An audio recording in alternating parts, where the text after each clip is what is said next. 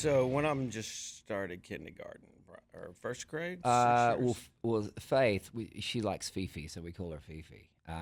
She goes to Montessori. She's been going for a year and a half, so she's loving it. Did they go year round? Yes, they do. Yeah. So no summertime fair touring or. Um, well, first of all, we have a tutor that travels with us whenever we're traveling, because Right. obviously with Nick shooting films as well, Right. they're not shot in Nashville, so we have somebody that travels with us so they can stay engaged in all of that. You guys have some kind of don't be apart 5-day rule or something Not like really. that? I don't even think of it as a rule. I just think I Yeah. just don't care to be away. Yeah. Period. That's it. And if when I put a tour together, I just play 3 shows in a row, and then I always make sure I've got. If we're doing like a long tour, and we're doing somewhere, particularly if we go to Canada or somewhere where you can't really do 3 shows and then have 5 off and have the crew all sitting around, So, but I at least do it where I have 3 days in between a chunk of dates. So if I do 3 days on, then I'll make sure I have 3 off, and I can then I don't mind doing another 3 again. And I realized that I got to have at least 3, because if Nick shoots a film in another country and it takes me a day to get there and a day to get back, I need at least 3 days. Yeah. Yeah. And Ronnie and I toured the same way. We always did weekends. I bet you didn't miss Ronnie the same, though. I bet I didn't.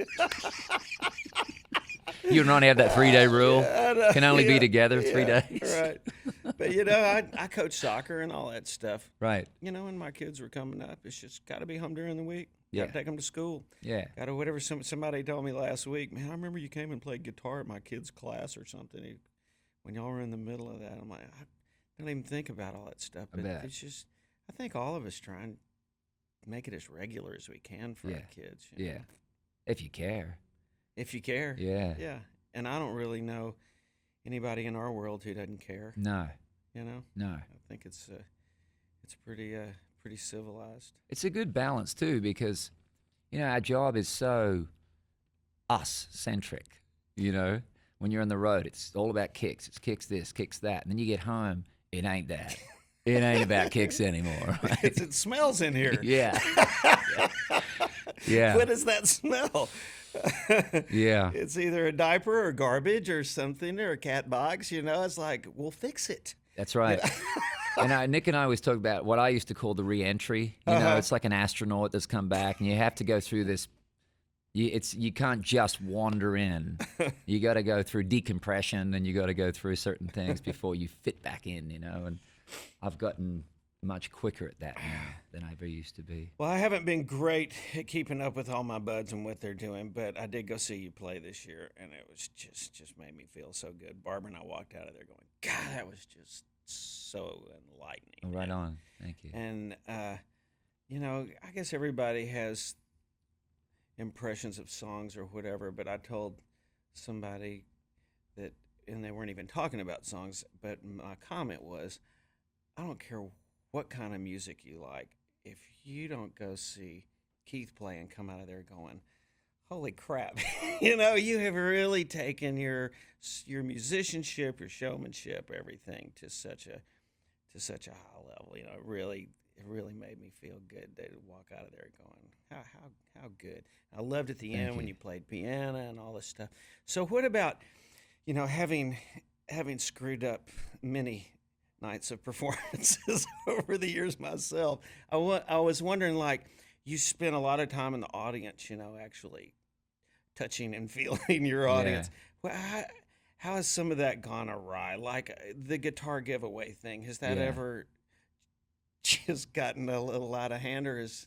That's all gone pretty good. Yeah. And mostly it's just being knocked out of tune so badly, the guitar, that I can barely play it when I get out to the satellite stage, because carrying it through the Find audience. the string. It's just like, and what do you can't tune it when you're out there. Sort of the thing. D's in tune. I'll just hang here for exactly. I'll just play on one and bend it slightly. You know the trick. I'll be Ramones for this song. But it's the best feeling giving that guitar away every night. To really, it's hard to describe. I mean, it's an incredibly liberating feeling having played 3 songs on a guitar, take it off, sign it, give it to somebody, and walk back to the stage empty-handed. It's an amazing feeling. And then seeing people's expression as well. Yeah. And the amount of stories I've heard back, and you know this from touring, you hear back stories about somebody's hand you high-fived or someone you did something for, and then it turns out afterwards that they were going through something, and out of all the people that you could have singled out, that was the person on the very night that you really needed to connect with them. Yeah. It's astounding how many times that happens. That's I find. cool. Yeah. Of course, you would know this coming from me. Just trying to do as much different stuff as I can. Dancing every day as hard as I can. But you've gotten into Idol and all these other things, and unapologetically. And of course, being your friend, I love letting other people see that side of you. And I think it's real fun. But a lot of artists don't want to lose that mystique, for lack of a better word. Did you have soul searching going in, that kind of soul searching going into that gig, or did you just say, "What the heck? This is something fun. I want to do this"? It felt very true to who I am and why I wanted to do it. So the thing that threw me was when people found out I was doing Idol, and they were like, "Oh, so what kind of judge are you going to be? Like, which one are you going to be? What character are you going to choose? Like I'm one of the 7 dwarfs or something, right? Which one are you going to be? What are you going to wear?" Right? I think people have gotten so of the belief that all those judges choose a persona, and then that's what they act out on those shows. And I just thought, that's so not. I'm just going to be who I am. I think people have, when something naturally becomes a hook, I think they have pressed it to where, okay, that's my thing now, Yeah, right. Right. Maybe that's it. But yeah, you and especially Harry Connick have a great rapport, and that works good. Yeah. And my last question, I'll let you out of here. Just because of that, it makes me, I feel like now you've written songs, played songs, had hit records, done other things. I can just see musically. Do you ever go, I'm going to turn the page on this. I'm not just going to go through write some more songs and try and grow as a songwriter and artist like we all do as we go from album to album. But have you ever thought of just doing a concept album in a totally different direction or whatever? Just get away from the routine of writing songs, recording songs, and putting out another single. Yeah. To answer that, yes. Certainly, and you would have this too, up in our heads, there's all kinds of projects going on. I have a lot of projects in my head. I don't know which ones will get done, but I guess the ones that get done are the ones I was meant to do. I remember someone saying to me one time, do you know what your priorities are? And I said, well, yeah, it's this. And they said, no, it's just what you do every day. That's what your priorities are. It's not what you say they are. It's whatever you did today. That's what it was. And if I look back at a year, I might not like what I see were my priorities, but apparently that's what they were, because that's what got done. Interesting. Yeah, so I think that's a sort of a telling answer to that question. But I'm very creatively stimulated by multitudes of things, new music particularly, old music, records I grew up with that I'm hearing in a different way now. Like an old book you pick up, and the words haven't changed, but it's different. It's different, and performing on stage is different. I bet it is for you too. And let me ask you this: the songs that you've played for many, many, many years, do they take on new meanings when you sing them? Sure. And new arrangements, obviously. Yeah. You get bored at some point. Right. I don't even remember how the record sounds. Sometimes I'll hear the record now for Red Dirt Road and go, holy crap. Yeah, right. That's so far from what I'm doing, but the words are the same. Yeah.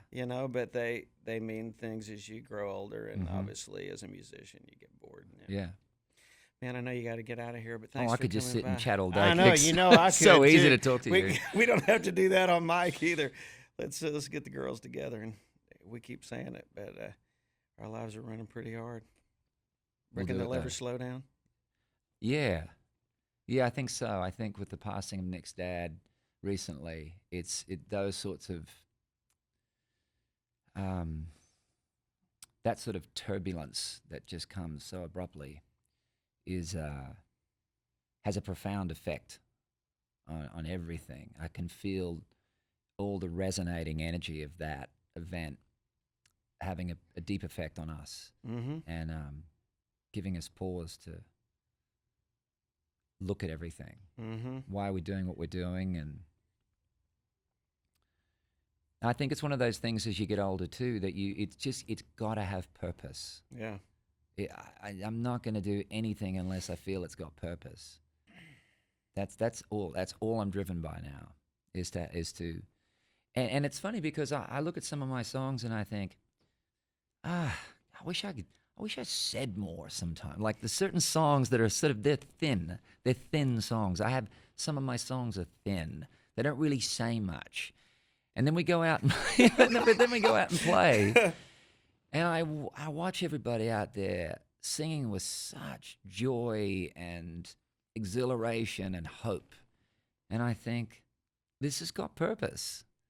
Of Even course. these You know why? seemingly thin songs. Because they're filling in the blanks. They're putting. That's They're right. putting their life between the lines. That's right. Yeah. And you gave them room to do that. That's right. That's So exactly it's not right. thin, it's full. It's full once it comes back to you. And it's an energy too. I realize that's there's a spirit that you guys have it in your show. When I was showing you that tape of opening up for you guys on the Neon Circus tour. I learned a lot from watching you guys every night because I'd never played to those big audiences before like that in those amphitheaters, and you particularly. You know how to reach all those people and how to connect with the people on the very corners of the lawns at the very top. And that's a particular thing. And I realize it's not just a skill, it's you got to want to do it. That's the difference. And what I learned from you guys is that I could see it night after night. You want to connect with every single person. And you do it amazingly. So Yolanda El Grasshopper. The student becomes the teacher. I was watching, man.